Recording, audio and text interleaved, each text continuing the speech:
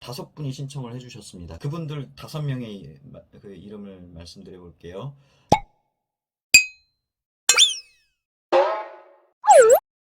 정선님, 그 다음에 리디아님, 뇨뇨님, 비우다 홍선생님, 그 다음에 락겔트님입니다. 스티커를 이제 보내드려야 되는데 재미없게 보내면 또 안 되잖아요. 제가 하는 일이 브랜딩인데 브랜딩이 뭔데요? 서비스를 받는 저 사람의 머릿속에 아주 효율적으로 기억에 남게끔 하는 건데 어떻게 이것만 이렇게 10장 해가지고 우편으로 보낼 수 있을까요? 그래서 어떻게 기억을 남길까 어떻게 기억을 남길까 하다가 처음에는 제가 이렇게 사 모은 엽서들에다가 친필 편지를 써서 줄까 했는데 그 엽서들을 어디다 뒀는지 모르겠어요. 이 뒤에 보이는 책들 사이사이에 껴뒀을 것 같은데 그걸 다 찾을 수가 없겠더라고요. 어떻게 하지 시간만 보내다가 기발한 생각을 하게 됩니다. 이게 뭐냐면요, 파블로 네루다의 시집 충만한 힘 여기에다가 그 스티커를 넣어주기로 한 거죠. 저는 파블로 네루다를 아주 좋아합니다. 그리고 제일 좋아하는 시집이에요.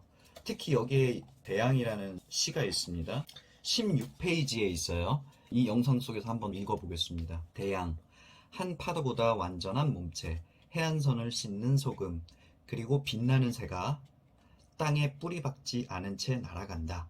저는 이 시를 정말 완전 좋아합니다. 이 시를 읽으면 제가 태평양을 날아다니는 거대한 새가 된 느낌이 많이 들어요. 저는 이 시집을 아주 특별하게 생각하고 있고, 그래서 특별한 분들에게 선물을 하고 싶다라는 생각이 들었습니다. 그래서 야티에, 브랜드 야티의 찐팬이 되어주신 그 다섯 분에게 선물을 하리라 생각을 하고서 이 시집을 다섯 권을 구매를 했어요. 그리고 이렇게 오늘 만들었습니다. 하나, 둘, 셋, 넷. 저는 이 영상을 다 찍고 이거 가지고 나가서 우체국에서 붙일 거예요. 그분들이 어떻게 이 스티커를 가지고 놀아주실지 저는 매우 기대가 됩니다. 또 블로그에 포스팅 해주시기를 좀 부탁을 드렸기 때문에 또 그것 자체가 또 야트의 컨텐츠로서 온라인상에서 남겠죠. 물론 제가 기획한 바가 있습니다만 자발적으로 참여해 주시기를 기대하는 거는 사실 그거는 저도 미처 예상하지 못했고 의심이 들었던 내용이기는 한데 그래도 무려 다섯 분이나 해주신다고 하니까 이분들이 너무너무 감사해요. 최근에 와우맘이라는 화장품 브랜드에 대해서 알게 됐거든요. 이 와우맘이라는 브랜드는 한 4년 전 정도부터 한 개인이 브랜딩을 해서 쿠팡에서 판매가 좀 됐던 것 같아요. 그런데 이 쿠팡에서 이 와우맘이라고 하는 브랜드의 소유권에 대해서 법적인 제재라고 할까요?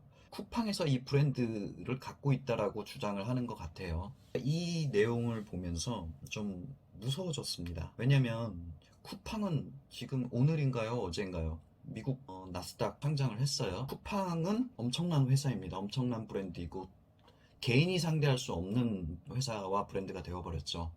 그런 대기업이 일개인이 갖고 있던 상표권에 대해서 거꾸로 소유권을 주장할 수 있다는 사실에 대해서 그 주장에 대해서 약간 좀 충격을 받았습니다. 이걸 법리적으로 따지고 들자고 하면 사실 개인 입장에서는 4년간 브랜딩을 해왔던 시간과 노력 또 이 브랜드가 갖고 있는 금전적인 가치는 둘째 치고 거꾸로 이미 개인이 소유하고 있었던 상표권에 대해서 브랜드 대기업이 도리어 우리 것이다라고 주장할 수 있는 어떤 법적 제재를 가할 수 있다라는 것만으로도 이 상표권과 관련된 생각을 해보게 만들더라고요.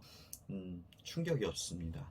그래서 이 야트도 그렇게 되는 일이 있지 않을까라고 생각을 하는데요. 저는 이미 이 야트에 대한 스토리를 많이 만들었고 많이 말을 해왔고 또 중국에까지 또 상표를 받아두었기 때문에 저한테는 그런 일이 있다라는 생각을 하기는 합니다만 이 얘기를 드리는 이유는요. 브랜딩이라고 하는 건 누적의 결과라는 그 키워드도 생각해 볼 수가 있을 것 같아요.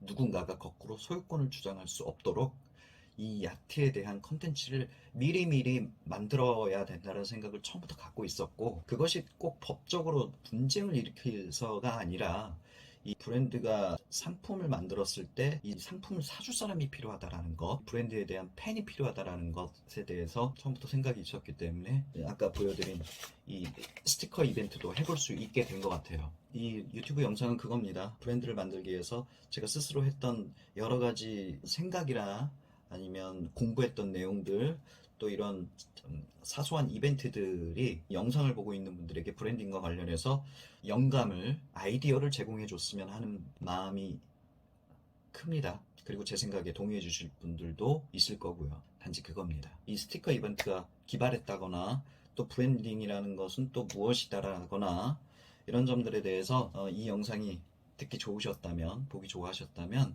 좋아요 눌러주시고요. 앞으로도 쭉 구독해 주시기를 부탁드리겠습니다. 그러면 또 다음 영상에서 뵐게요.